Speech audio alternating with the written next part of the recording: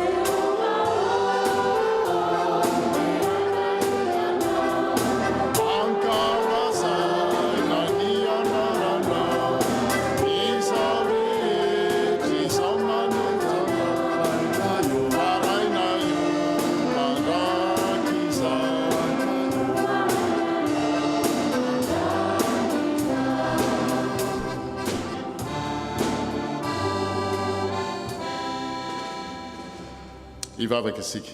Je vous invite à la prière. Eny dia rainay tokoa ianao Andriamanitra rainay tsara indrindro satria tsy sasatra ianao mamory anay eto amin'ity toerana ity toy ny vahoaka iray zanakao. Misaotra izay no ny amin'izany ary mankalaza anao koa izay no ny amin'i Jesosy Kristy izay nanambatra anay ho tena iray mba hahafahanay mihira amin'ny vava iray sy saina iray, fo iray ho voninahitry ny anaranao ary hahafahanay koa mpirahalahy sy mpirahavavy ao aminao miara-manompo, mifanompo. Misaotra anao koa izay no ny amin'ny fanahy masina izay manoloana ny fahasamihafana eo aminay tsirairay avy dia afaka manambatra izany ho hery fa tsy sanatria fifanoherana na fifandrohitana fa mba ahatonga anay hifankatia, hifampitsinjo, hifampitsodrano. Andriamanitra ray zanaka fanahy masina tsara indrindra arak'izany hira izany no deranay mandrakizay eo amin'ny fiangonana no ny alehibeanao Andriamanitra sy ny amin'ny filazantsara izay tianao hiainanay sy ho zaranay amin'ny tontolo nametrahanao anay. Seigneur notre Dieu, tu n'as jamais cessé de rassembler ton peuple, tes enfants.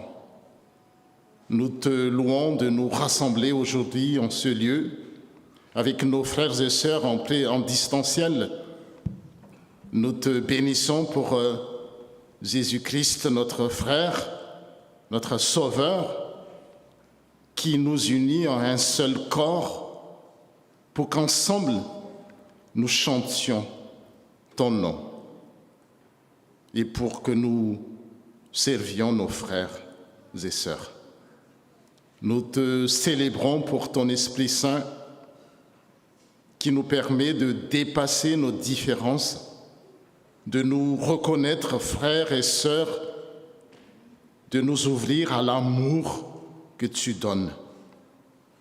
Père, Fils et Saint-Esprit, nous te remercions pour la communion de ton Église qui célèbre aujourd'hui ta grandeur et porte dans le monde dans lequel nous vivons ton évangile. Amen. Afaka mipetraka isika.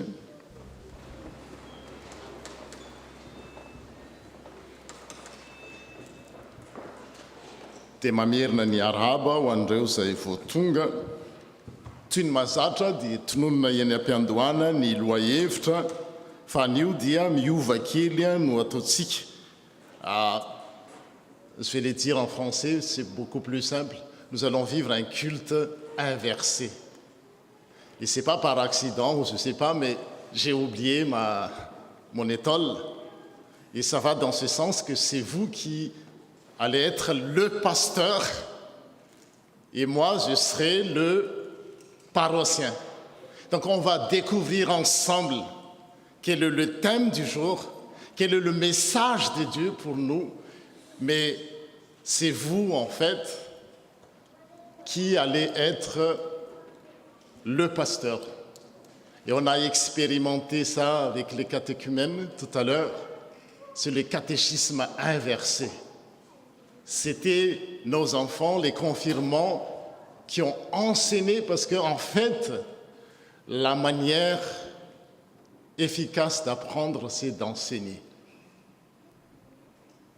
Dia hojerentsika miaraka zany anio rehefa hamaky tenitsika rehefa avy eo dia tena jereo tsara mihitsy hoe inona amin'izany vaky teny zany tokony moa zany no raisintsika ho loha-hevitra afatra ho raisintsika amin'ny fiainantsika dia mba samy manaraka zany tsika samy manaraka tsara dia hitantsika eo ilay izy amin'ny farany hoe inona no afatra meny ny tompo atsika tsirairay avy satria ny tompo dia manatrika eto izy fotoana mbola omeny atsika izao atsapatsika ahitatsika azy ka noho izany dia andeha ary sika hieno ny sitrak'Andriamanitra.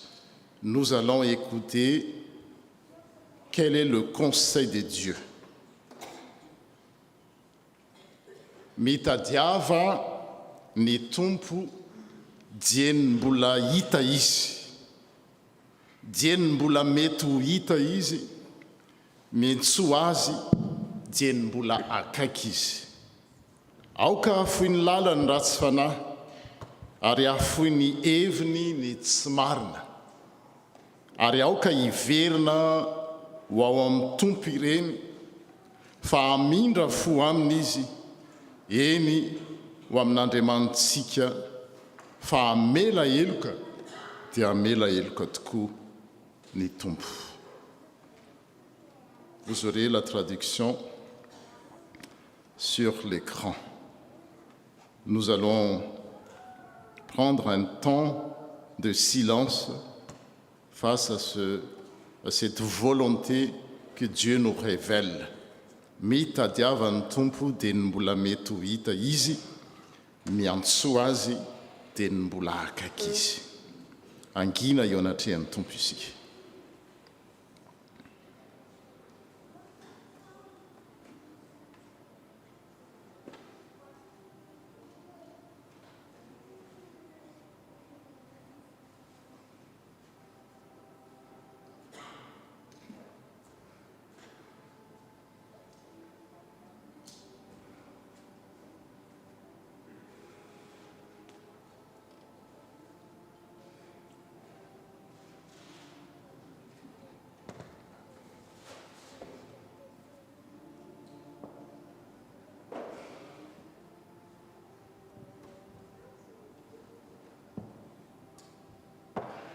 Endoko tompo mitaona anay ianao, miantso anay hitady ianao satria mbola fotoana famindram-po izao ahafahanay mahita marina anao amin'ny masony finoana. Ianao koa no mitaona anay hiantso anao dia ny mbola akaiky satria mbola tao mpakasitrahana izao, tao mpamonjena, fa tsy tao mpitsarana, tsy tao mpijinjana, fa taona famafazana, famafazana vokatry ny fanahy, famafazana mendriky ny fibebahana marina, dia ny fiverenana aminao tompo, aoka hiverina ho amin'ny tompo ianareo ianao. Aoka afoy ny lalany ny ratsy fanahy dia tsy iza izany fa izahay, ary afoy ny hevi-dratsy, afoy ny heviny ny tsy marina, satria mamindra fo ary hamela heloka dia hamela heloka tokoa ianao tompo. Todika aminao zay satria tsy miafina aminao ny lalanay, tsy miafina aminao ny fiainanay. Ho any amin'iza tokoa moa zay, ianao no manana ny teny fiainana mandrakizay. Seigneur, tu nous demandes de te chercher pendant que tu te laisses trouver. Tu nous demandes de faire appel à toi pendant que tu es près de chacun de nous. Pardonne-nous de faire si souvent le mal que nous ne voudrions pas faire et de ne pas faire le bien que nous voudrions faire. Pardonne-nous de vouloir trop plaire, trop te plaire et nous plaire à la fois. Apprends-nous à t'aimer mieux que chaque jour et à mieux aimer notre prochain. Accorde-nous d'attendre et de recevoir ton pardon, recevoir pleinement ton pardon, pour que notre obéissance soit plus entière et plus joyeuse. Par Jésus-Christ, notre Sauveur. Amen.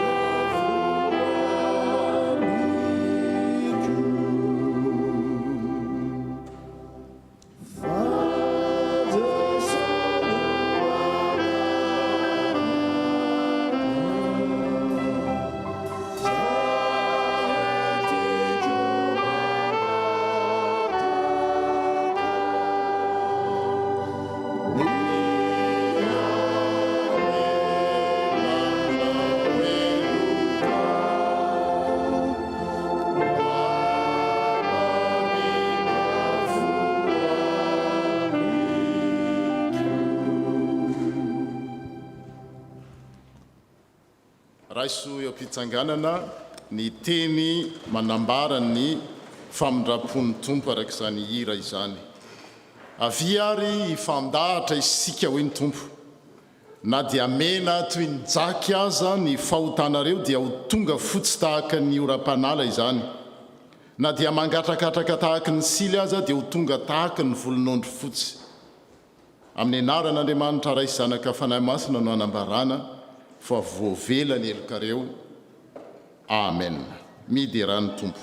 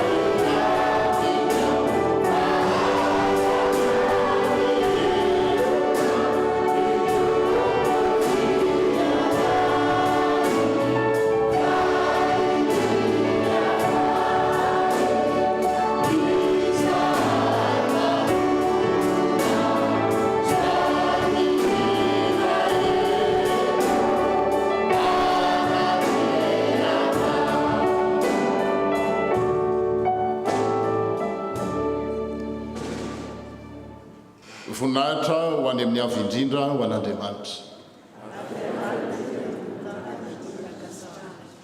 Afaka mipetraka ny fiangonana, izao dia tonga amin'ny 5 minitra ny sekoly alatsika. 10 minitra.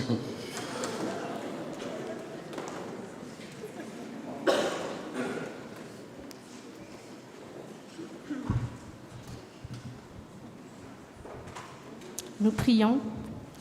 Seigneur, merci pour ce moment que tu nous accordes.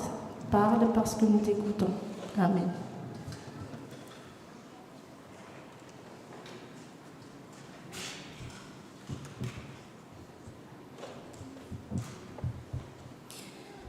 Bonjour les enfants et bonjour les grands. J'espère que vous allez bien. Pour aujourd'hui, je vous invite à être très attentifs parce qu'on m'a dit qu'à la fin, il y a des lots à gagner. C'est quoi? C'est des chocolats et des livres. Alors, un de nos textes d'aujourd'hui raconte une histoire que nous connaissons tous et nous allons redécouvrir cette histoire en vidéo.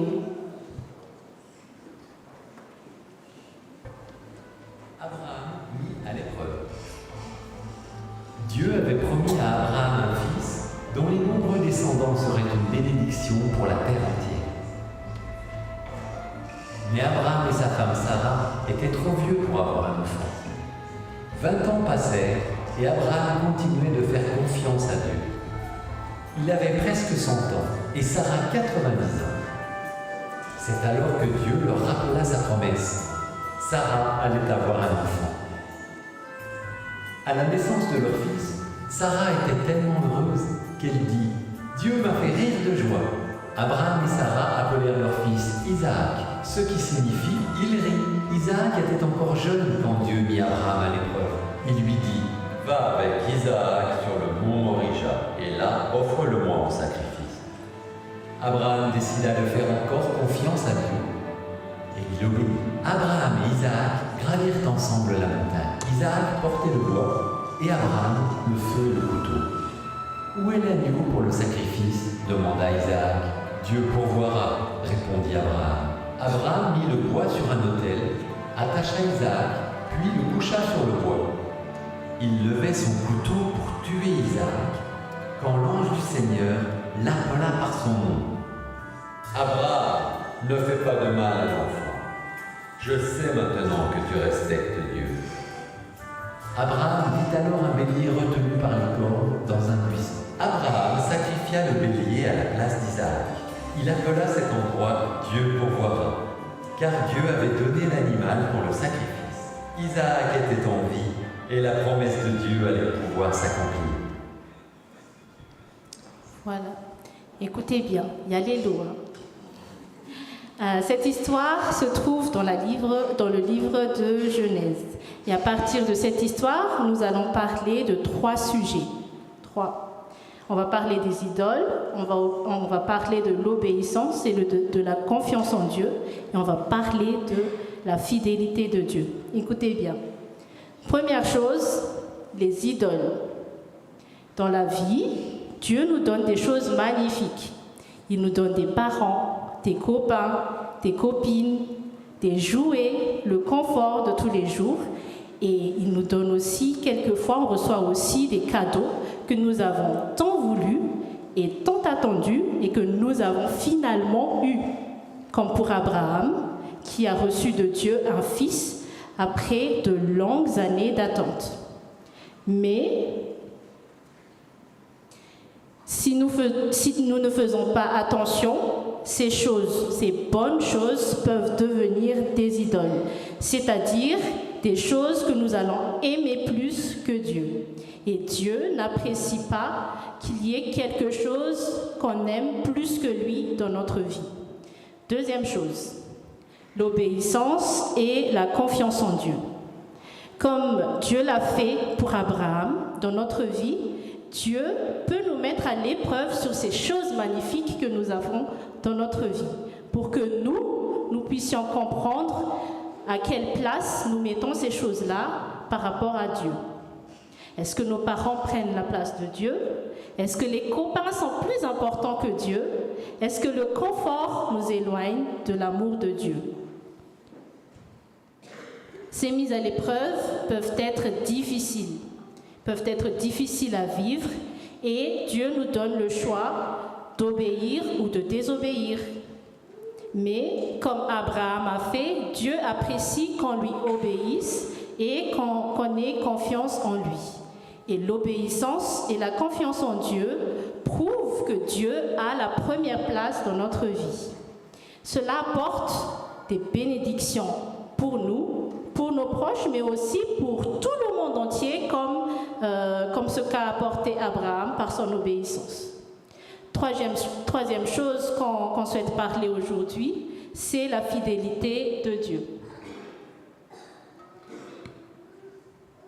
Dans l'histoire d'Abraham, Dieu lui-même, après avoir éprouvé sa foi, donc la foi d'Abraham, il a lui-même donné un sacrifice à brûler à la place d'Isaac, le fils d'Abraham. Pour nous aussi, dans les moments difficiles ou les moments d'épreuve de notre vie, l'histoire d'Abraham nous rappelle que Dieu nous aime, que Dieu reste fidèle et qu'il est là et que c'est lui qui pourvoit à nos besoins. Est-ce que vous avez bien écouté les enfants et les grands? Nous allons maintenant passer au moment des questions et voir qui va gagner les livres et les chocolats.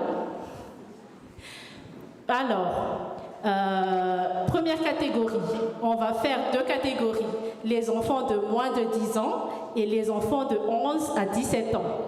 Les enfants plus grands, c'est pas grave. Ok, on va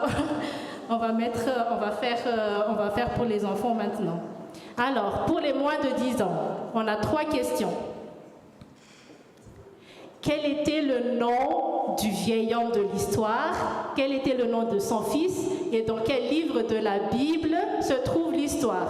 Celui qui trouve vient courir vers moi pour donner les réponses. Qui était le vieil homme? Quel était son nom? Quel était le fils? Quel était le nom du fils? Et dans quel livre de la Bible? Moins de 10 ans, pour les moins de 10 ans. À quel âge? T'es dans la deuxième catégorie. Attends, il y a un petit là. Alors, quel était le nom du monsieur? Abraham. Abraham, bravo. Isaac. Isaac. Et c'est dans quel livre de la Bible? Dans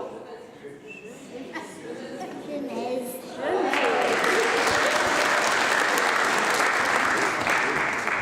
Alors, bravo à Mia et à Victoria. Donc vous allez partager, ok?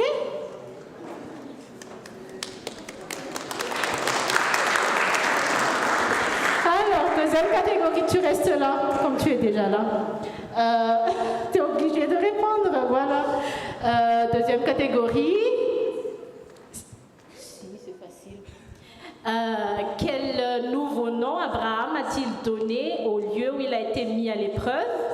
Et quelles étaient les 3 choses qu'on a parlé pendant les 5 minutes?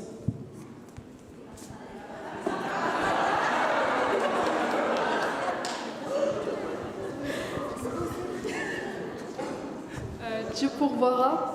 Dieu pourvoit. Et les 3 choses qu'on a parlé? Fidélité. Confiance. Renaissance. Obéissance. Obéissance. Fidélité et idole. Idole. Voilà, alors, réponse à la première question, Abraham a donné le nom de Dieu pourvoit au lieu où il a été éprouvé. Et les 3 choses dont on a parlé, c'était les idoles, l'obéissance et la confiance en Dieu, et la fidélité de Dieu. Est-ce qu'on donne le lot à Zouli ou pas?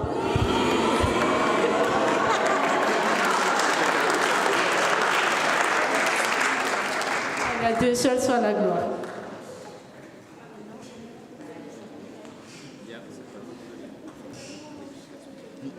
Il n'y avait pas de concertation par rapport au culte inversé, mais là c'est la preuve, c'est vous qui nous avez enseigné à travers de cette histoire-là, les enfants, donc merci beaucoup. Et même les choix des cantiques, de certains cantiques, vont aussi dans ce sens-là. Nous allons chanter le 824, histoire d'une dame, vous savez qui c'est? Rassalam. On va découvrir ensemble pourquoi on parle de Rassalam aujourd'hui. Yara kaitsanga ntsika iran'io aloha dia avy eo miroso amin'ny vakiteny dia mipetraka isika amin'ny vakiteny.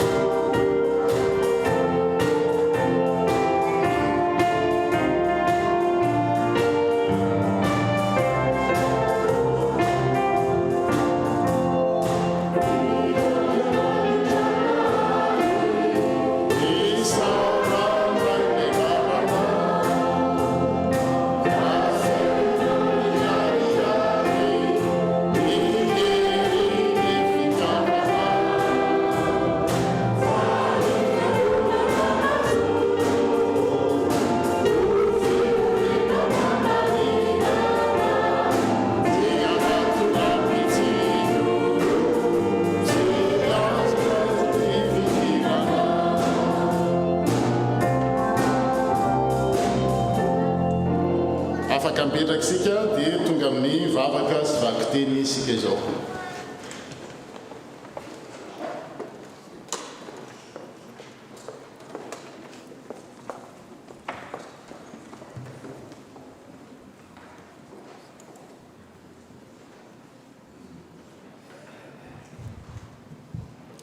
Prions. Seigneur, nous te remercions pour ce temps de culte. Nous voici devant toi pour recevoir ce que tu veux bien nous donner.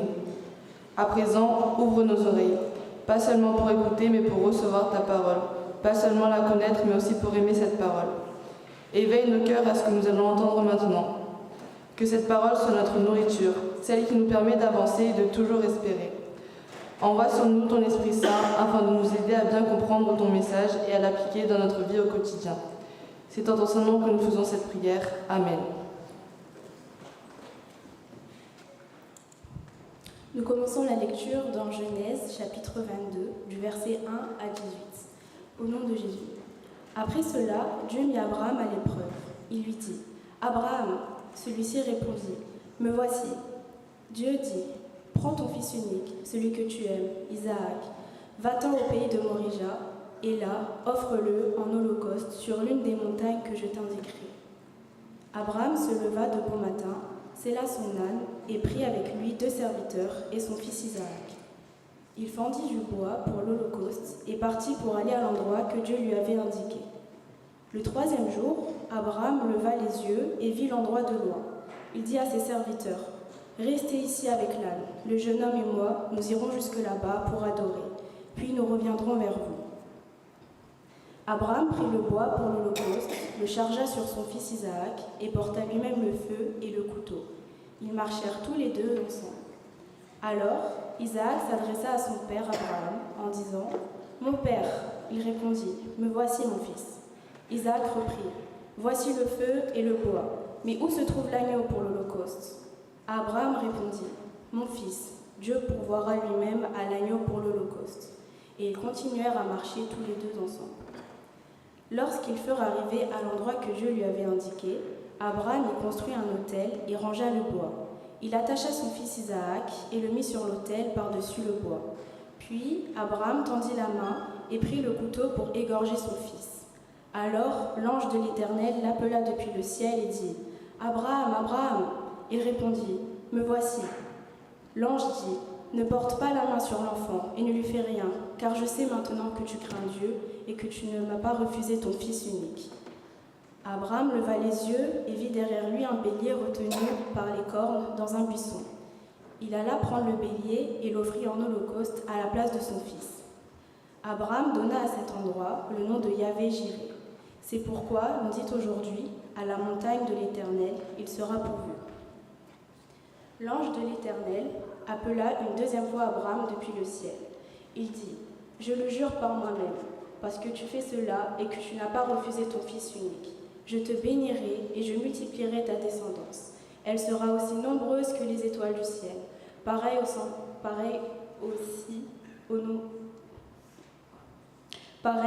sable qui est au bord de la mer. De plus, ta descendance possédera les villes de ses ennemis. Toutes les nations de la terre seront bénies en ta descendance, parce que tu m'as obéi. »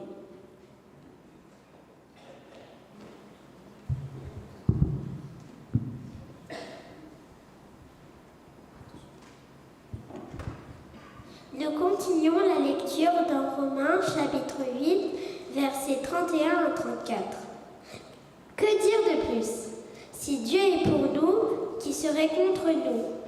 Même à son Fils. Dieu n'a pas évité la souffrance, mais il l'a livré pour nous tous. Alors, avec son Fils, il va tous nous donner gratuitement. Qui peut accuser ceux que Dieu a choisis? Personne. En effet, Dieu le rend juste. Qui peut le condamner? Personne. En effet, le Christ, Jésus est mort. De plus, il s'est réveillé de la mort. Il est à la droite de Dieu et il prie pour nous.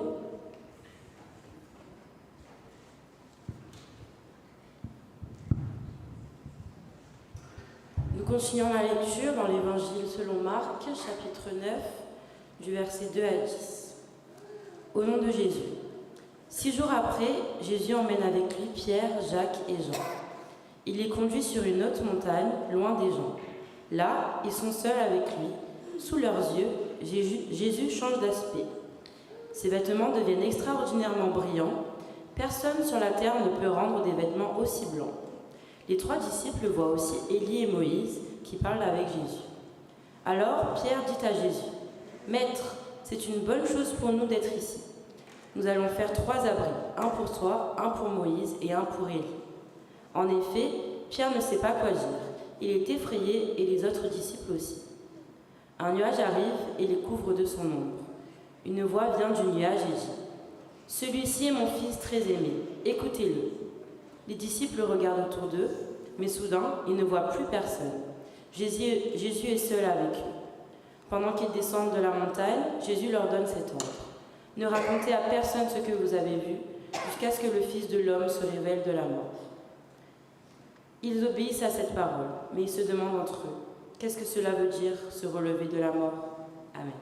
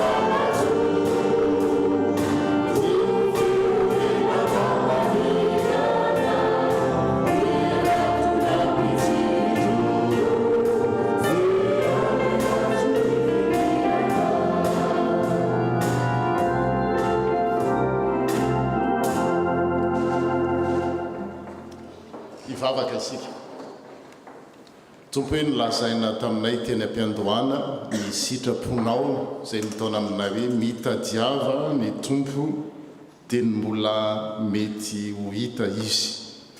Fotoana toy izao tokoa izay andraisanay ny teninao no ahitanay anao amin'ny fomba manokana, ianao izay mampahafantatra ny tenanao aminay. Dia ataovy mahita anao tokoa izay tompo amin'ny alalan'izao teny izay iarahanay mifampizara izao. Oui Seigneur, tu nous as demandé de te chercher pendant que tu te laisses voir.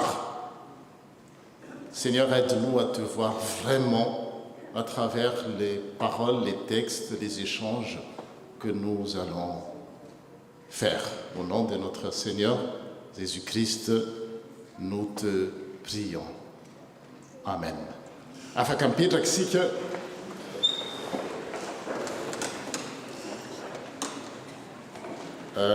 Raisitsika ny Genesis toko faharoa amby roapolo ho teny tantara fototra. Nous allons prendre le livre de la Genèse, chapitre 22, comme référence.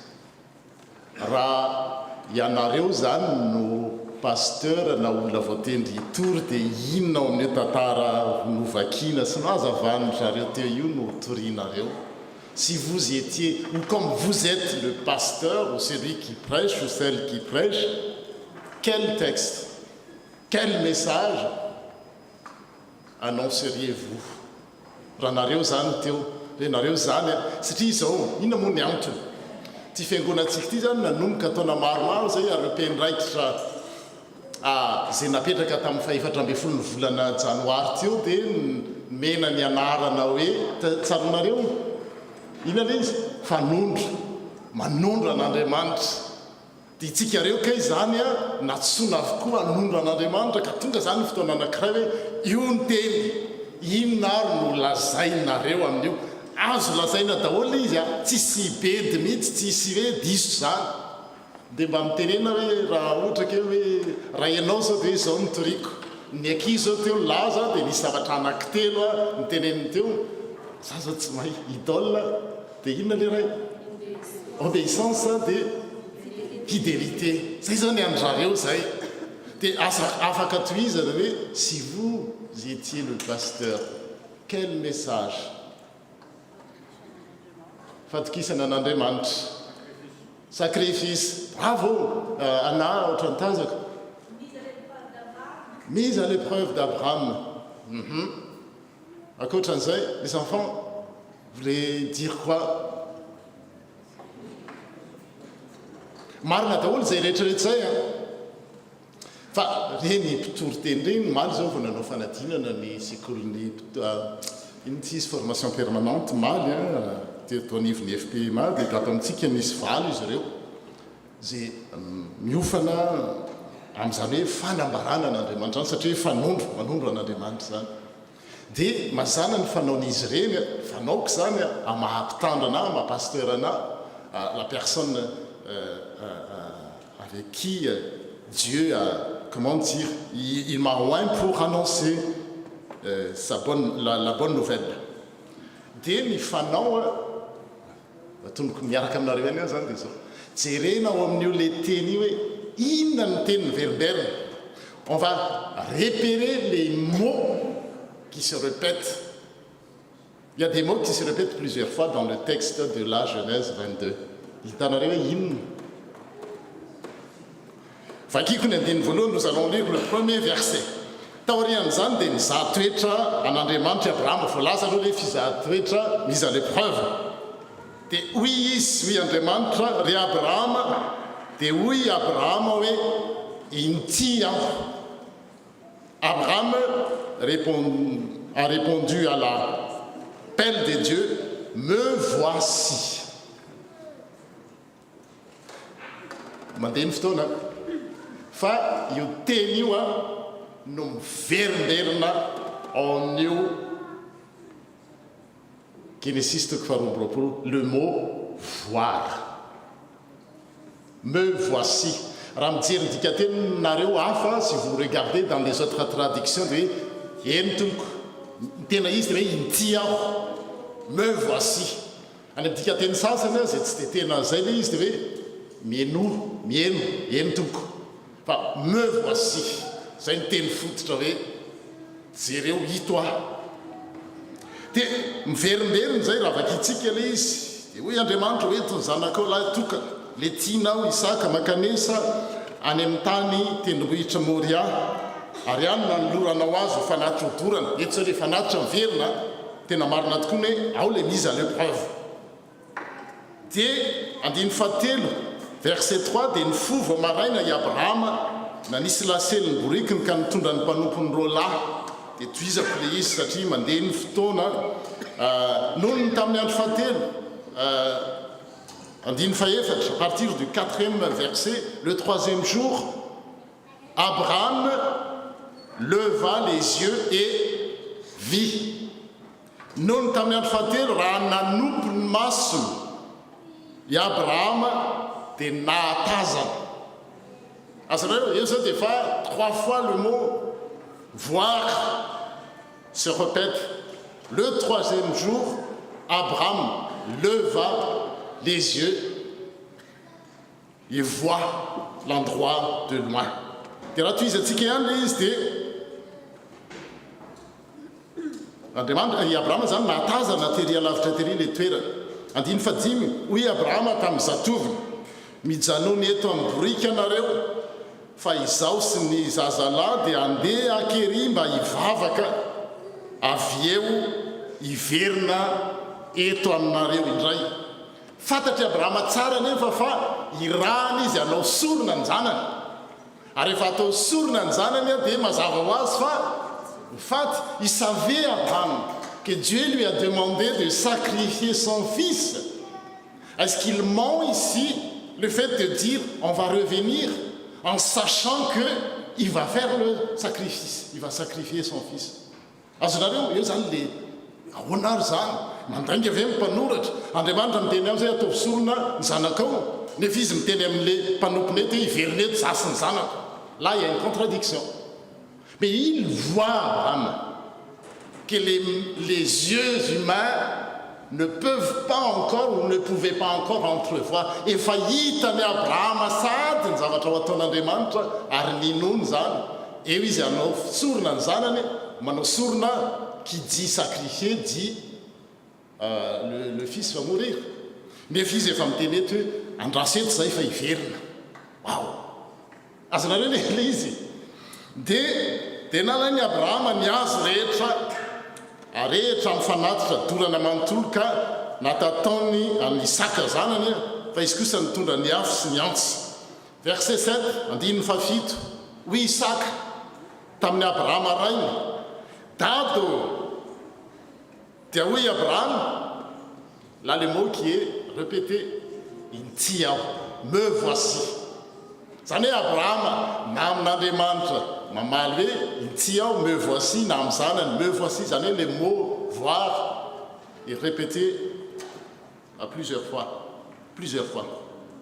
intiao anaka ary hoy zanany indretony afo sy ny kitay fa aiza kosa ny ondry atao fanatitra mba metezanga ianareo une seconde fotsiny eo amin'ny toerany Abraham et laissez-vous une seconde à la place d'Abraham.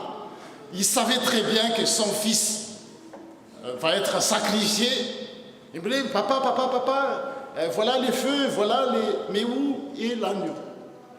Ça vous qui manginti. Tu vas t'attendre. Ça y va.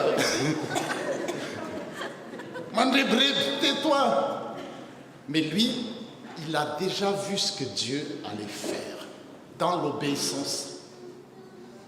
Dieu est fidèle à sa promesse. Ranmenele zananis de tsy nataony eo.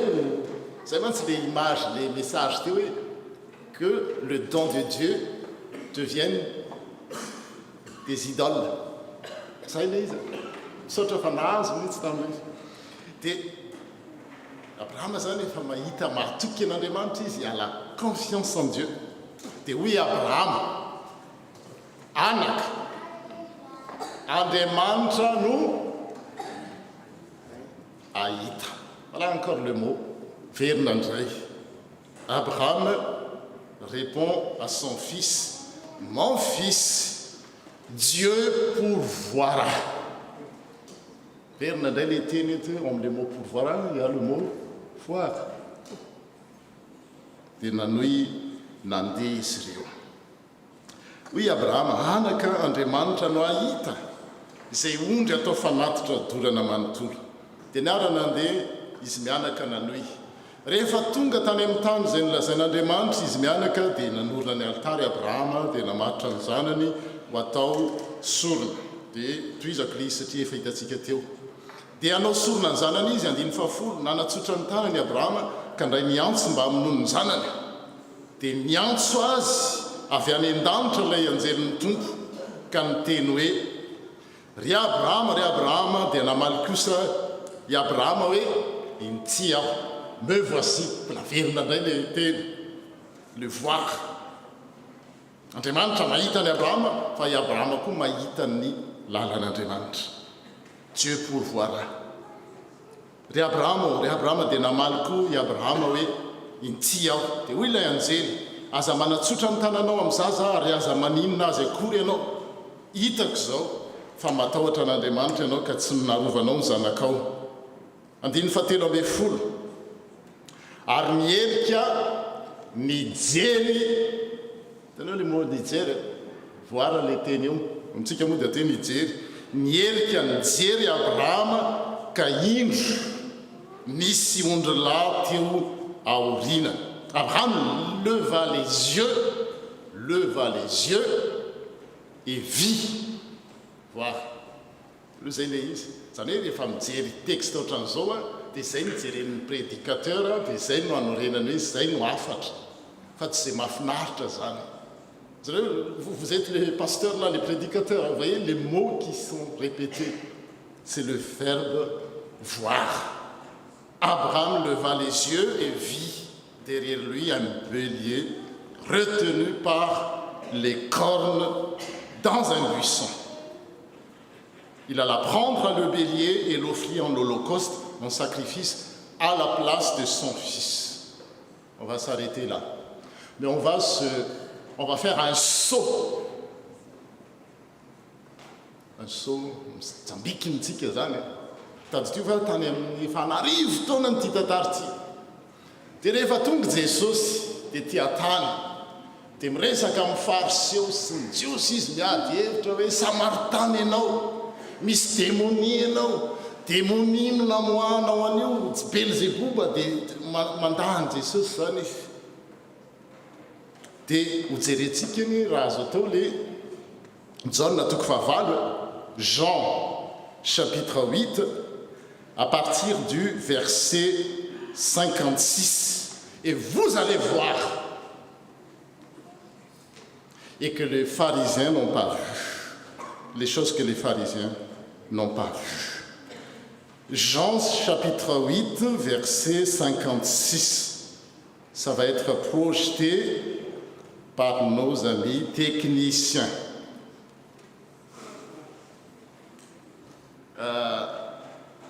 Oui, Jesús, anarivo taona ty arina, miravoravo Abrahama, rainareo, hahita ny andro. Votre ancêtre Abraham a été rempli de joie à la pensée de voir mon jour. Ary nahita izy ka faly, dia teo le mason'olombelona hoe anao hoe sakiteny hoe ianao hoe mipitsika 10 taona ianao, dia milaza fa nahita ny Abraham, kasi nahita ny Abraham heverina hoe i Jesosy indray nahita ny Abraham, ianao vao teraka tamin'ny taona calendrier grégorien dia à l'an 1 dia ilaza fa nahita ny Abraham. Tany hoe le ny olona rehefa jamba ny masony dia inversé koa mijeriny. Dia Jesosy miteny hoe c'est pas moi qui ai vu Abraham, mais c'est Abraham qui m'a vu et qui l'a rendu joyeux. Azonareo aloha le izy.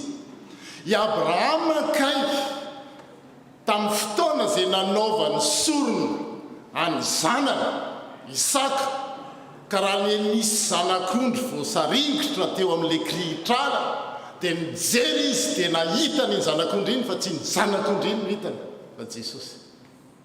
Voilà l'évangile. Fanina le anina hoe tena miteniteny foana ianao satria mason'olombelona nijereny azy. Aiky Abrahama saika anao sorona ny zanany ity dia nisy zanak'ondry teo, iny zanak'ondry iny dia c'est une anticipation de l'agneau de Dieu qui est Jésus. Et Abraham l'a vu. Il n'a pas vu le bélier, mais il a vu Jésus à travers ce bélier. Voilà l'évangile, les gens, les gars, j'allais dire, ça j'allais me tenir les catéchumènes, de Mialatsine. Oui, apahitan'Andriamanitra azy isika amin'ny alalan'ny fanompona zay ataontsika. Nandraindray le fanompona aza contradictoire hoe les zanakao ve no atao sorona nefa ino nangatahana 70 taona. Ça a été dit 100 ans, Abraham, son épouse avait 75, voilà. Dia nahazo le cadeau dia atao sacrifice indray. Dia raha mijery ny mason'olombelona, surtout nous qui pensons être modernes, peu contradictoire zany, tsy logique zany, tsy réaliste zany. Zay maso fijerin'olombelona. Fa Abraham nahita, nanao izy obéissance.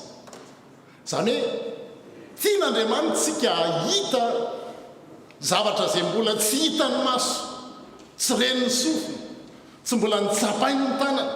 Dia Abraham nahita an'izay satria nahoana nankatohan'Andriamanitra izy. Raha teo nge izy dia zalo dia fikiriko ty zanako ty e, zanako rehefa nangatahako menaky ny haiko ty, sy inona tsy nataoko, nazahoako an'ity. Fa Andriamanitra nytenendana atao sorona io fa amin'ny lalan'izay no ampahitako anao zavatra mbola tsy nisy nahita mihitsy hatramin'izay. I Abraham nahita. Revenons au texte. Ravoravo i Abraham rainareo ahita ny antoka ary nahita izy ka faly. Dia hoy ny Jiosy verset 57.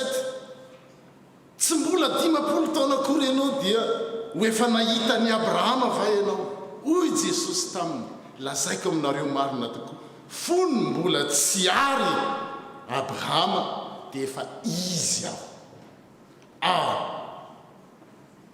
En français, je vous le dis, avant qu'Abraham soit né, je suis. Et le mot je suis, c'est le Yahvé, je suis celui qui suis. Zane, i abrahama nahita nareo ndray hoe ianao ve nahitany abrahama hitanao tsy masitsika io zany tsy ne migesta be mihitsy mialatsiny am'le miteny fa zay nahitako azy mieritreritra fa fijerintsika limité fa rehefa sokafan'andriamanitra masitsika dia mety zahatra mbola tsy hitan'ny olona dia miova ny fiainany teonge miova ny fiainany abrahama taloha izy mbola le abrahama kapotsaka kely lazainy fa anabaviny sara avy eo oatra asy ohatrantsika rehetra asanareo matahotra izy nahita amin'ny farao dia zay ny fijerin'olombelona hoe c'est une grande puissance farao dia modin'ny fitahana hoe raha makany ianao dia atao hoe anabaviky nefa vadiny fijerin'olombelona zay fijerin'olombelona andriamanitra miteny hoe avy amin'ny taranakao na tongavany messia dia calcul atao hoe aloha isara aona mole atao ina moa le miterahany any ismael agar sotra zany fijerin'ny olombelona satria tsy mahita ny fijerin'andriamanitra fa teto abrahama nanomboka teo niova ny fiainany savia vraiment ahoana ny filazany zany transformé parce qu'il a vu par anticipation le Messie que tout le monde a attendu. Lui, il a vu à travers le Bénin. Dia tsika indraindray amin'ny asa ataontsika eo pe indraindray misy épreuve amin'ny asan'andriamanitra misakana ohatran'ny abrahama indraindray misy zavatra ohatrany contradictoire fa aza mijanona amin'ireny fa manontany foana tompo ataovy mahita satria zay ny fampanantenan'andriamanitra raha mamaky any amin'ny korintianina ndraisiko notiny izy any amin'ny korintianina toko fahatelo zay raha tsy diso dia zao no ary isaia koa no nilaza azy paoly apôstôly nilaza ny zavatra niteneniny izy ty izy isaia tamin'ny isaia nahita ny voninahitr'andriamanitra dia zao hoe izay tsy mbola hitan'ny maso ary tsy mbola reny ny sofina no niditra tao ampon'ny olona no efa namboarin'andriamanitra ho an'izay tia azy zasy ianao zany tia azy nefitsika indraindray mifijerintsika ohatra mifijerin'ny olona on regarde les choses le cours de l'histoire comme les gens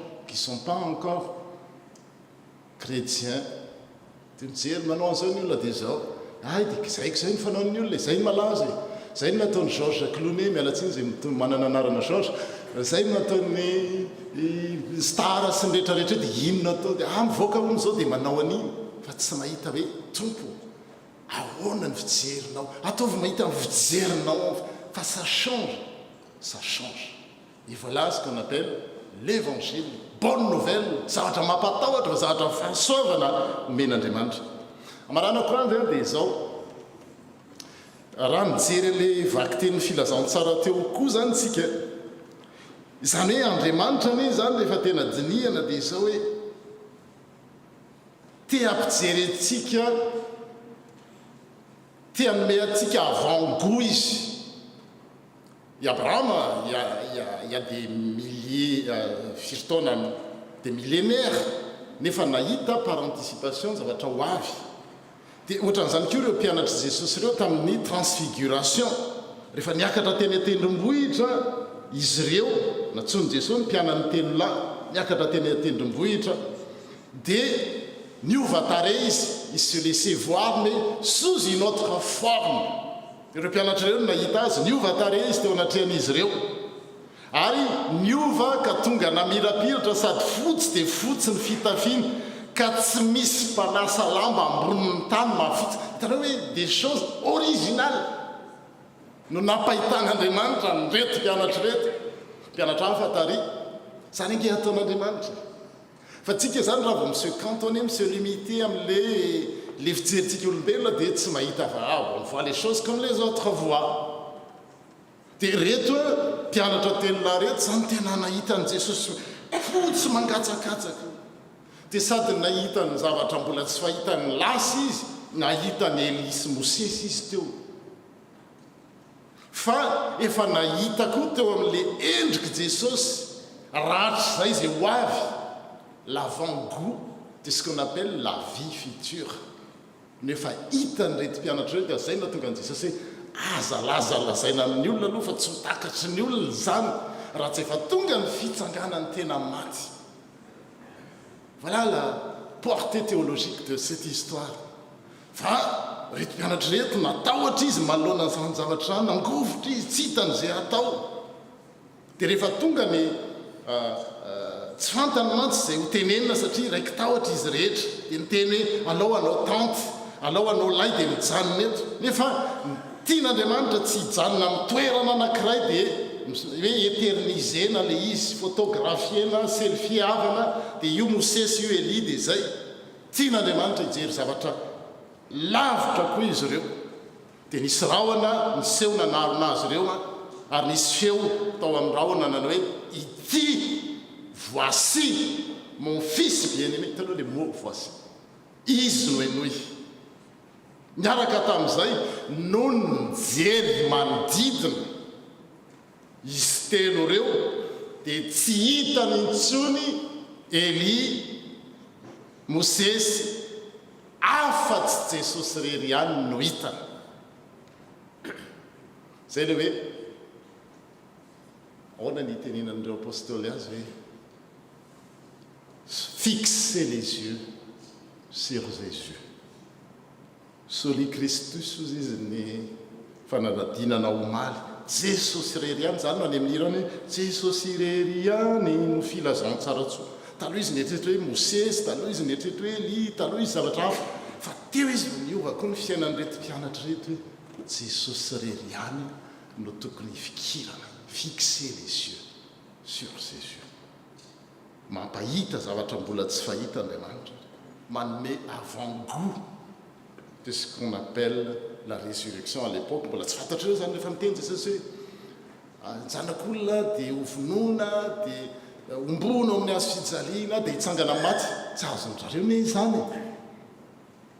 Fa teo izy efa nomeny anjany avant-goût zany. Ary sika zao koa mifiangonana ametran'Andriamanitra atsika dia tian'Andriamanitra mihitsy isika hitan'izany ary hitaona olona hitan'izany. Zay mahatonga atsika mifanondro.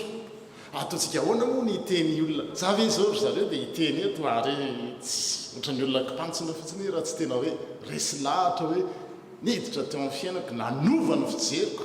Taloha zany pasteur zany zavatra wow, tsy miady amin'ny piesy koa izy zay tanora zany ny teniko.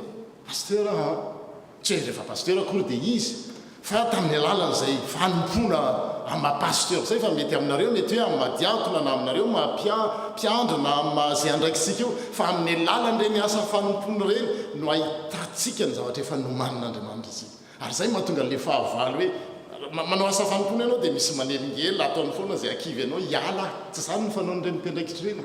Impiry amin'ireo mpiandraikitra diakona sy hoe azaranga hiala, je vais abandonner, ça suffit, zao ny teninranina, zao ny teninatro. Satria nahoana tsy tiany le ratsy ahitan'Andriamanitra amin'ny alalan'io fanompona io sika.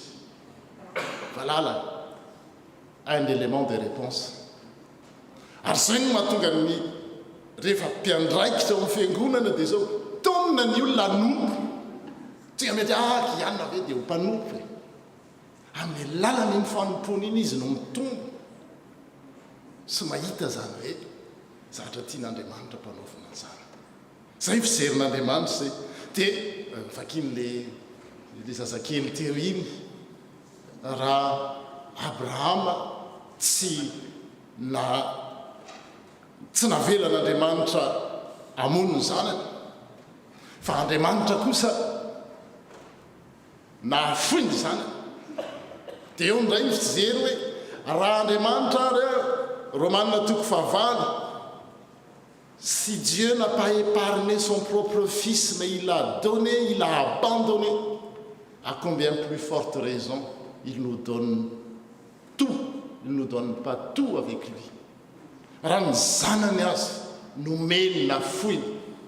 Raha nytany hoe iza taminareo teo nangataka tamin'Andriamanitra hoe alefa sauter aminay Jesosy sy hamonjy anay, tsy misy na iray azy. Dieu nous a donné alors que nous n'avons même pas demandé. Dia movy ozy tsy omeny maimai-pona miaraka amin'izany kovany zavatra rehetra. Qui peut le plus? Manao ny toy iny? le moins. Itsika ndraindray tsy manako anina tsy manako tafina ahoana zao ny efatrano ahoana zao ny salany zao ahoana no ohatran'izao adintsika hoe ny zanany azy le menaky ny ainy na foiny tsy omeny maimay-pona miaraka amin'izay koa fa ny zavatra rehetra zay le fijerin'ny kristiana. On a peur de manquer. Nefa Andriamanitra i Abrahama raha nanontanian'le zanany hoe reto ny afo reto ny kitay aiza ny sorony ahoana ny teniny Dieu pourvoira. Zay ny devisin'ny chrétien zay. Andriamanitra no mahita. Tany amin'ny testamenta taloha izy amin'ny teny hébreu dia fantatrareo hoe ahoana Yahvé Jireh, Jéhovah Jireh. Andriamanitra mahita, Dieu pourvoira, ou Dieu pourvoit. Amin'ny fiainantsika rehetrarehetra dia Andriamanitra no mahita fa raha itsika voafetra. Be dia be nge zahatra amin'ny famaofao fiainantsika eo na fiainana manokana, fiainana tokantrano, na fiainana fiangonana, fiainana zao tontolo zao. Rehefa mijery ianao dia tenao hoe wow, c'est le chaos. Fa ny tokony ataontsika dia Andriamanitra mahita, Dieu pourvoira, Yahvé Jireh. Zay ndray no afatra avy aminareo satria nareo no nitoriteny fa za le nandray ohatran'izay rehefa mijery an'ireny teny reny ina no afatra amin'izao vanim-potoana zao samaofa ohatran'izao samy laza dia mitao dia ny afatra Andriamanitra rehefa mametraka an'Andriamanitra eo amin'ny ivony fiainantsika on met Dieu, même le mot est on met Dieu au centre. Pour moi c'est un peu réducteur parce que si il est au centre, qui va être à la périphérie? Mais Dieu est tout pour nous. Non seulement au centre ni à la périphérie, mais il est tout pour nous. Izy fiainatsika rehetrarehetra dia izy no iatsika amin'ny lafiny rehetrarehetra. Misy fantanina barainy be dia be, il y a des points d'interrogation plein dans notre vie, que ce soit en termes de santé, en termes de finances, en termes de vie sentimentale, en termes de tout. Comme Abraham. Lui, des fois même, il n'avait pas compris. Nefa mety nanana finoana ihany izy. Fa nandeha izy natoky an'Andriamanitra. Dia Andriamanitra no napahita azy. Dieu pourvoira. Voilà le message d'aujourd'hui. Voilà le thème, Dieu pourvoira. Tia ahita zavatra mbola tsy fahitatsika. Dia mba tsy hijery amin'ny fijerin'olombelona fotsiny izay voafetra. Ny fahaizantsika nge tsika raha mianatra dia mamadika boky mianatra ohatrany amin'ny sekoly fanabeazana fototra any amin'ny sekoly ambaratonga faharoa fototra lycée any amin'ny anjery manontolo hoe manana anjery manontolo zany dia manana vision d'ensemble université. Ce sont des connaissances acquises par acquisition. Enfin, la connaissance de Dieu, c'est une connaissance infuse. Mahita ny zavatra rehetra izy ndray mitomaso. Dia izy mahita ny zavatra rehetrarehetra miteny aza matahotra fa izao no ombanao. Zany ny filazany tsara. Dieu pourvoira. Des jeunes qui ont des projets de vie, des jeunes qui ont des projets d'études, des projets de... Le Seigneur pourvoira. Fa tahaka ny Abraham, tahaka ny reto mpianatra reto, manaiky ny fitantanany. Azony Abrahama tsara ny tena tsy lasy ty kosi. Ty verangama zanako efa firy taona nitrehako an'ity. Io mba zanako tokana ohatran'izao dia Ismaely efa nalefa tary dia tia indray ho atao sorona. Seho amin'ny fiainantsika zany dia ahoana na amin'ny zavatra rehetrarehetra amin'ny asan'Andriamanitra zavy dia hanompo an'Andriamanitra zany jere ary ny emploi du temps miasa maraina miverina riva ohatra zao amin'ny resaka fanohanana ny asan'Andriamanitra ty ve mba vola azoko dia ty indray ve omena ny fiangonana satria nahoana on n'a pas cette vision que Dieu pourvoira dans notre vie. À lui seul soit la gloire. Et notre vie sert à montrer cette puissance de Dieu, cet amour de Dieu, cet amour infini de Dieu. Il nous a choisis, il vous a choisi comme moyen, par exemple, moyen particulier pour montrer cet amour. Et mettons à la suite d'Abraham. Amen.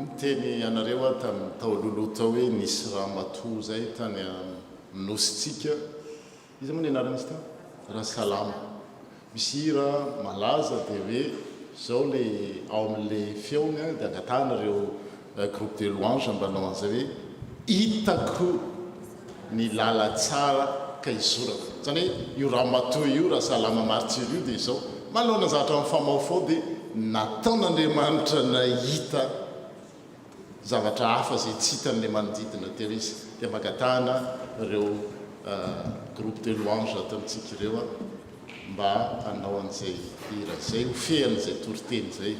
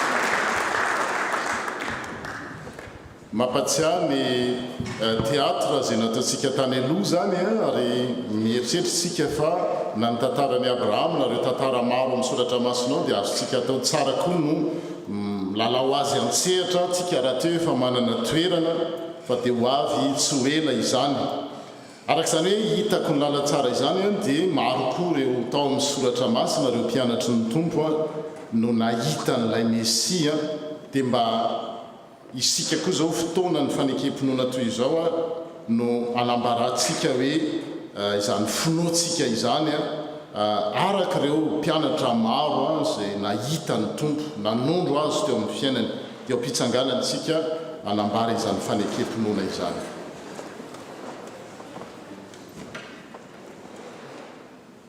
Manambara ny finoantsika ny Jesosy Kristy isika dia araka ny teny nataon'ny Jaona mpanao batisa hoe indro ny zanak'Andriamanitra izay manaisotra ny fahotany izao tontolo izao sy araka ny teny nataon'ny Andrea hoe efa nahitany mesia zahay sy araky ny teny nataon'ny samaritana hoe ny tenanay nandre ka fantatray fa izy tokoa ny mpamonjy izao tontolo izao sy araky ny teny nataon'ny petera hoe ianao ny kristy velony zanak'andriamanitra velona ianao ny manana ny teny fiainana mandrakizay sary araky ny teny nataon'ny tomasy hoe tomboko sy andriamanitra sy araky ny tenin'ireo izay tao an-tsano kely hoe zanak'andriamanitra tokoa ianao amen. Petraka isika ary izao dia tonga ny fotoana izay ilazana ny raharaha izay nampanaovan'andriamanitra antsika.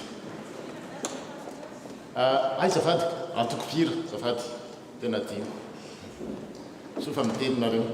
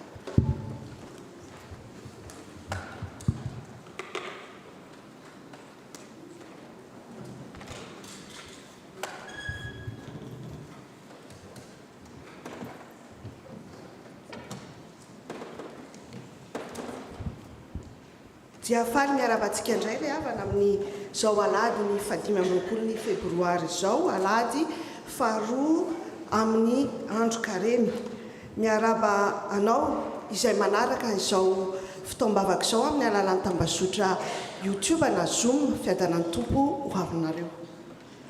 Misaotra ny pasteur Janotsika Andrenandrasana nitondratsika nitarika atsika tamin'ny fitoam-pivavahana nitondra ny tenin'Andriamanitra. Misaotra koa ireo rehetra izay nandray anjara tamin'ny fanatotosana izao fitoam-pivavahana izao. Raha misy eto amintsika ny sambany vao tonga voalohany eto amin'ny tafo ex Marseille dia mba mangaviana izy mba hitsangana tompoko. Tsy misy. Dia toy izao indray ny fandaharam-potoanantsika amin'ny ty andro manaraka ity.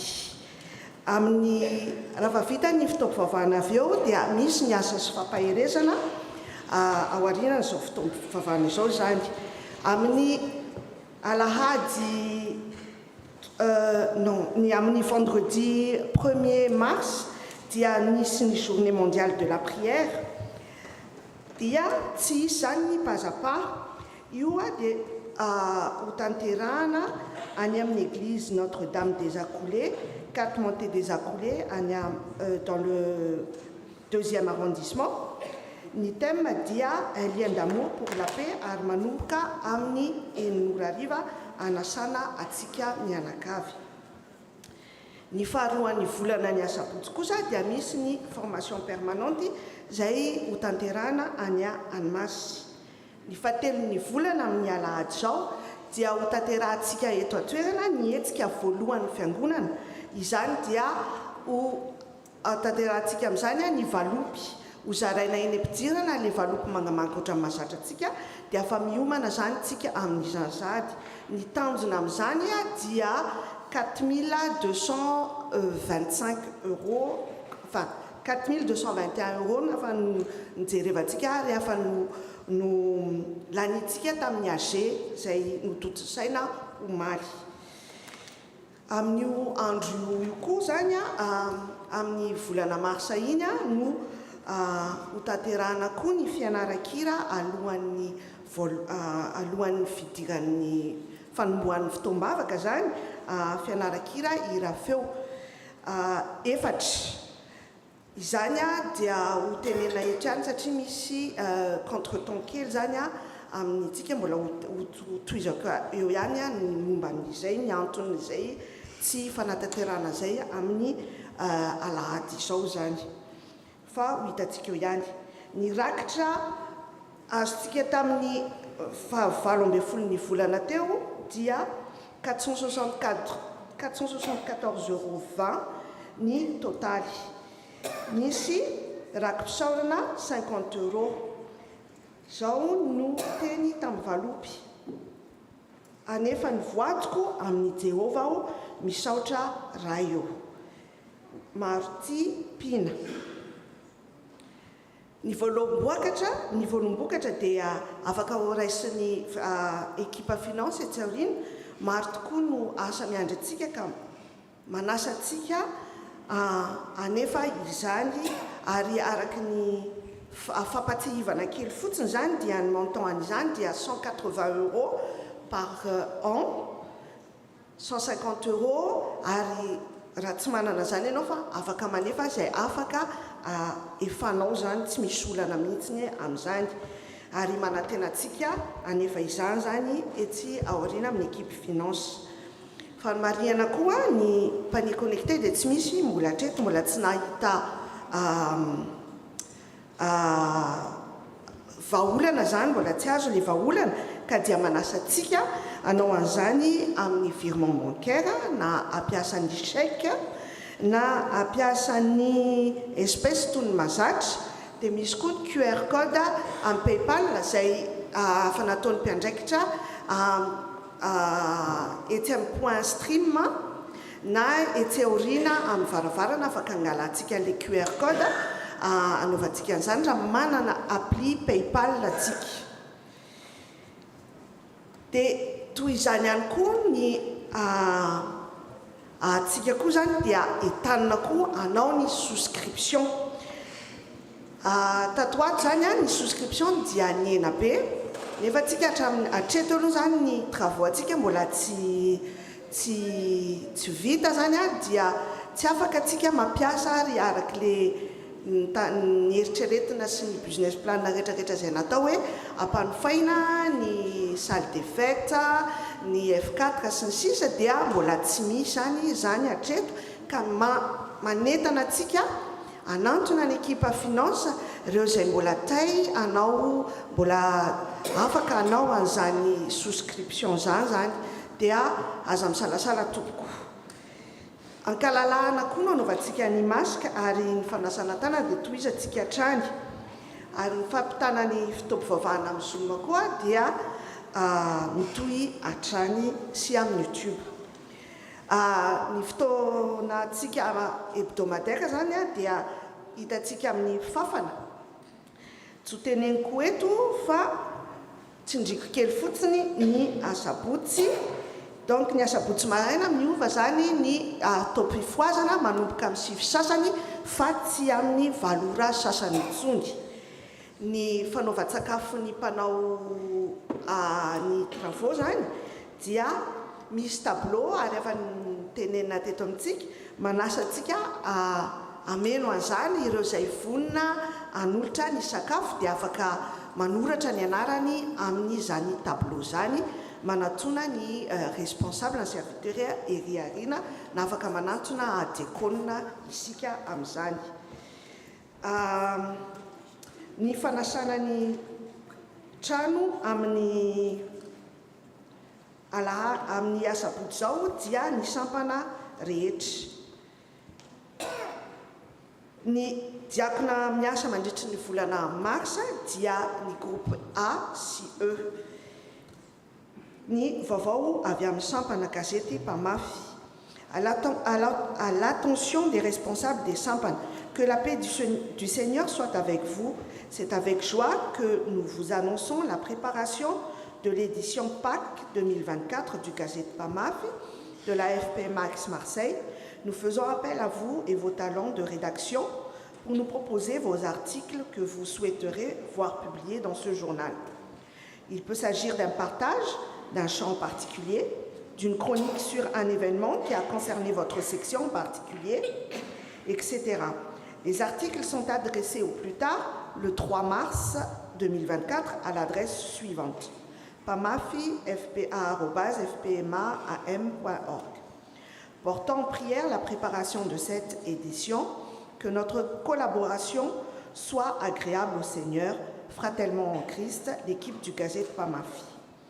Ni vaovao national, cœur uni de utaterana ania ny hébergement dia any Toulouse, fa ny toerana zay anataterana zany dia any Villemur-sur-Tarn. L'ouverture à l'inscription zany dia hatramin'ny 31 mars 2024 ny place zany dia limité à 400 choristes. Ny sara lasy amin'izany dia pour 4 jours 250 €, adulte 155 € ny ankizy, pour 3 jours 230 € ny adulte, 120 € ny ankizy. Afaka manantona ny ireo mpiandraikitra ny Amafy ireo zay mila fanampy pahazavana amin'izany. Vaovao 13 filazana manjo. Rasoa mialtsiana Flore Olga sy toavina dia namory Retapo Dadatoa itopokila Rabena Sandratra René Frédéric. Ny fandevenana dia fanotanterana tany an-tanindrazana ny faharoapolo ny volana teo, volana février azafatopoko, dia lazaina aoriana ny famangina ny fianakaviana.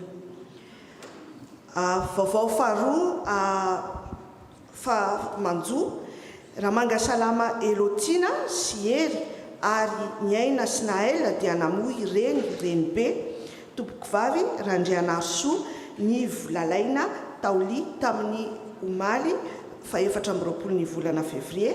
Ny fandevenana dia hotanterana ny tanindrazana ny fa 27 ny volana février. Ny famangina dia holazaina ao aoriana. consultation médicale. Ny consultation médicale atsika dia atao amin'ny le 9 mars fa tsy le 2 zany. Voalohany mila misoratra anarana ao anivon'ny équipe médicale ireo zay tia anao izany consultation zany. Ny karaté dia isaky ny asabotsy hariva amin'ny 10 ora hariva iarahantsika amin'ny tonton Augustin. Ny banque alimentaire dia misokatra trano atsika izay mila fanampiana izany dia hitantsika amin'ny salika te atsy aorinatsy ary ireo zay afaka koa manatevina izany dia asaina anantona koa ny mpiandraikitra aza misalasala tompoko.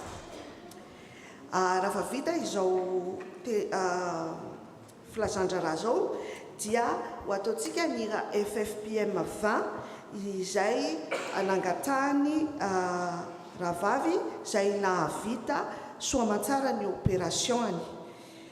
Izay indray ary ny vaovao eto amin'ny tafontsika aokisika hitondra mambavaka izany fotoana rehetra izany. Bon dimanche à tous, bonnes vacances les enfants. Mirary herinandro feno fifaliana ambany fitatany tompo ho azy reriny ny voninahitra.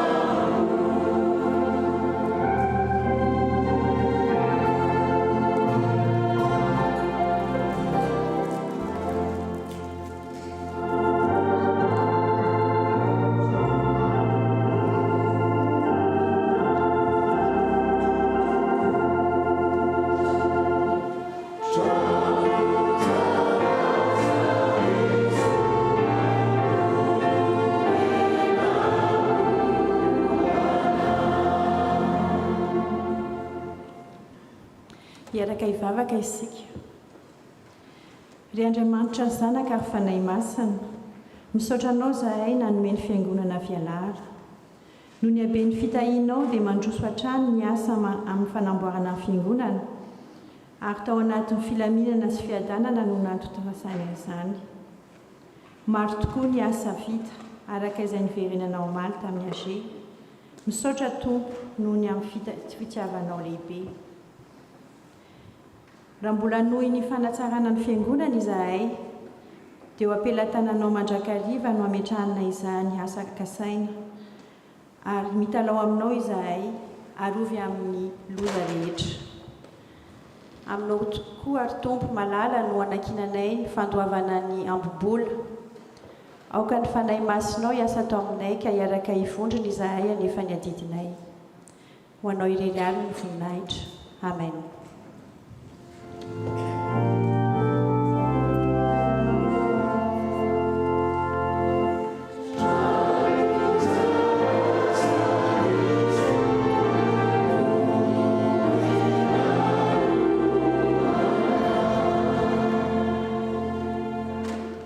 Tonga ny fotoana izay anolorantsika ny fanomezana ho an'ny Tompo isika raha mpisaorana dia ny hira voalahatra no ataontsika amin'izany. Amen.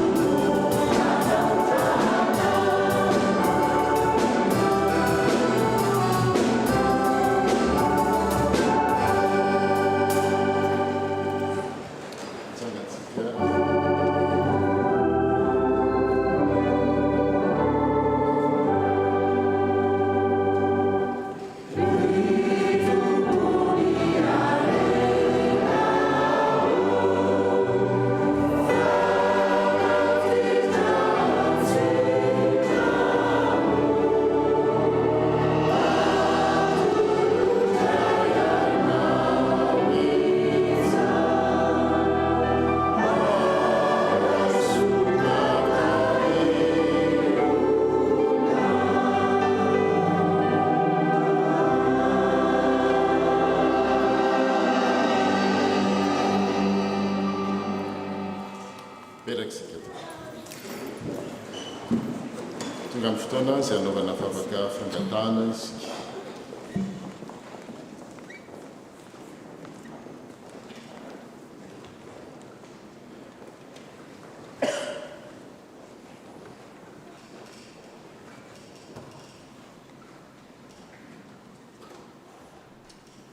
iray vavakatsika tompoko misaotra anao zay ry Andriamanitra rany tsara indrindra misaotra anao satria noho ny famindraponao sy ny fitiavanao dia tanteraka somatsara ny fanompoam-pivavahana fiderana sy fanomezam-boninahitra ny anaranao anio. Misaotra anao zay noho ny famelan-keliko izay nomenao anay. Misaotra tompo noho ny teninao ny afatrao izay mamelombelona ny fanahinay.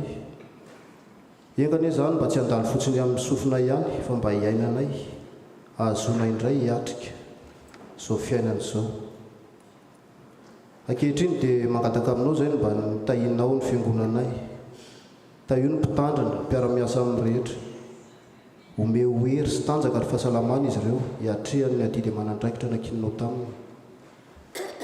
Tahio ny vahoakanao rehetra, eny ny FPM rehetra, ny fiangonanao maneran-tany. Mangataka aminao zay mba hanomezanao saina endry ireo mpitondra amin'ny firenenay dia Madagasikara zany. Nitahinao koa ty firenena izay honenanay ity, ianao mahalala ny hevitra izay heveranao ireo mpitondra sy ny vahoaka rehetra eo tompo. Anao tompo ny zavatra rehetra izay rehetra eo aminy, koa mampianaranay mba hahanolotra ny tenanay ho anao, omeo anay ny fomba tokony fitondranao, izay ahazonay mahafo vola makarena sy fotoana, ary hery mba mitanjaka ho fanohanana ny asa fitorinan'ny filazantsaranao. Be tokoa ny vokatra hoe ianao fa nipiasa ny vitsy, ka mangataka amin'ny tompo ny vokatra. Koa dia mangataka aminao zay mba aniranao mpanompo sahaza ho an'ny fiangonanao. Tahio re ny ezaka ataon'ny fiangonanao, mandra-piavinao amboninahitra. Izany izay rehetra mahasoa anao ry tompo dia apetraka ifeno ampelantananao, ary izany vavaka izany dia tsara aminay tsy ampy raha tsy akambanay amin'ilay vavaka tsara indrindra nampianarinao, mpianatra ho fahizay manao hoe raha inay zany an-danitra mamasiny lenina ranao, tonga ny fanjakanao, atao ny sitraponao, ety an-tany takany any an-danitra, indrindra ny sazavanay, ary mamelany elokay takany aminay sy taminay, azo mitoranay mifakapanahy, manafahanay miratsy, anao fanjakana sy ny hery, ary ny voninahitra mandrakizay. Amen. Amarana ny fitaom-pavahana sika milohan'ny amaranana dia misy fanamafisana anankiroa zany aorianan'izao dia misy asa sy fampahirezana izay anasanantsika rehetra satria endrika raiko zany anehoan'Andriamanitra ny heriny amintsika tsirairay avy.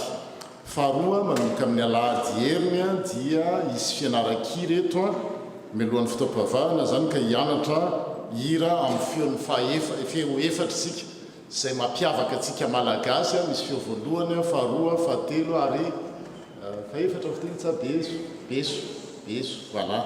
Dia efa miomana amin'izany tsika efa ela no naniriany ny fiangonana anao izany ary isaorana ny olona zay namola vola azy hoe manana olona mpanompo isika manan-talenta nomen'ny tompo mampianatra hira, dia inona moa tsy anaovana an'izany dia tonga ny fotoanan'ny tompo ary misy koa ny manomtena anao izany dia atombokontsika amin'ny heriny ka isy fandaminana zany amin'ny heriny amin'ny toerana mety miova kely le toerana mahazatra antsika io satria raha feo voalohany ianao nefa hipetraka eny amin'ny beso mety manahirana ihany.